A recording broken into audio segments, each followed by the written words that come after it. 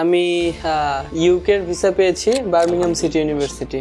এই এক্সপিরিয়েন্স মিলে সবকিছু মিলে আপনি কি পেনম্যানকে রিকমেন্ড করবেন কিনা, আর করলে কেন করবেন? ভাইয়া আসলে আমি রিকমেন্ড করার আগে আমি একটা জিনিসই বলবো, আমি হলো পেনম্যানের আগে পেনম্যান আমার লাস্ট এজেন্সি যার সাথে আমার যোগাযোগ হয়। এর আগে আমি মিনিমাম লাইক 20 এজেন্সি আমি ঘুরছি। 20 এজেন্সির মধ্যে ধরেন আপনাদের সাথে জেনুইনিটি মিল বা কাছাকাছি ছিল একটা অথবা দুইটা, বাকি একজনেরও নাই। টোটাল কথা হচ্ছিল আমি শুধু বলবো যে আপনারা এখানে আসেন, একবার কথা বলে যান, বসেন একদিন, দেখেন টাইম দেয় কতক্ষণ, টাইমটা দেওয়ার পরে প্রসেসটা দেখেন, নিজে একটু যাচাই বাছাই করেন যে আসলে প্রসেসটা কি আসলে এরকমই কিনা। এইটা হওয়ার পরে যদি আপনার কাছে মনে হয় যে না তারা জেনুইন, আসেন।